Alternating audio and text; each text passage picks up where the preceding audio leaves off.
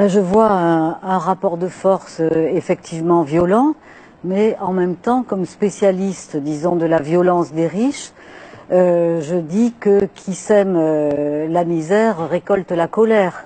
Mais ce que je veux essayer de montrer, c'est que si vous voulez, les travailleurs aujourd'hui sont traités de coûts, de charges, de dépenses, de ressources, de matières premières, de ressources productives.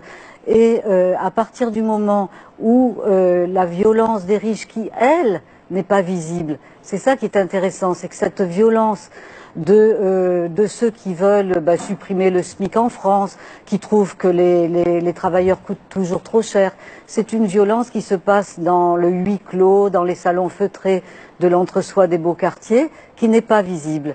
Eh bien, moi je leur dis à tous ces gens qui défendent les intérêts, comme M. Valls l'a fait, les intérêts des puissants, de l'oligarchie à laquelle il appartient, moi je dis que ce sont des bourgeoisistes, que ce sont des militants du système néolibéral et que les travailleurs, ils défendent aussi leurs intérêts et leur droit à simplement vivre normalement sur cette terre où ils sont de passage comme nous tous.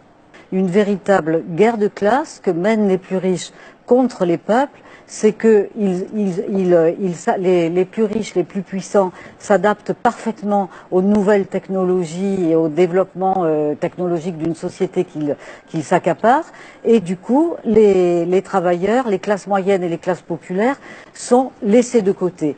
Et il y a une phrase du pape François que je trouve très belle. Il écrit les ouvriers sont passés du statut d'exploité à celui de déchet. Et c'est cette notion, comme j'ai dit tout à l'heure, de coûts, de charges, de déchets, de parasites, de parias, de voyous. Alors que moi ou nous, dans nos enquêtes, qui sont les voyous dans notre dernier livre? Eh bien écoutez, ce sont les fraudeurs les plus riches, qui privent des recettes fiscales de l'État français des dizaines de milliards d'euros, qui font que s'ils payaient à la hauteur de leur fortune leurs impôts, eh bien nous n'aurions plus de trou de la sécurité sociale, plus de déficit et plus de dette publique. Puisqu'il y a 85 individus sur la Terre qui concentrent autant que la moitié de la planète.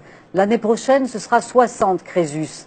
Donc on va dans une espèce d'enfer épouvantable pour les classes populaires, et pour nous, la bureaucratie, la technocratie à l'échelle de l'Europe, c'est une façon de tuer la démocratie. C'est-à-dire, ça met un écran de fumée qui vient empêcher la communication entre les citoyens et les oligarques qui aujourd'hui occupent toutes les institutions comme le FMI, qui ne sont pas des institutions élues, qui sont des institutions qui sont créées par les oligarques pour défendre leurs intérêts à l'échelle du monde.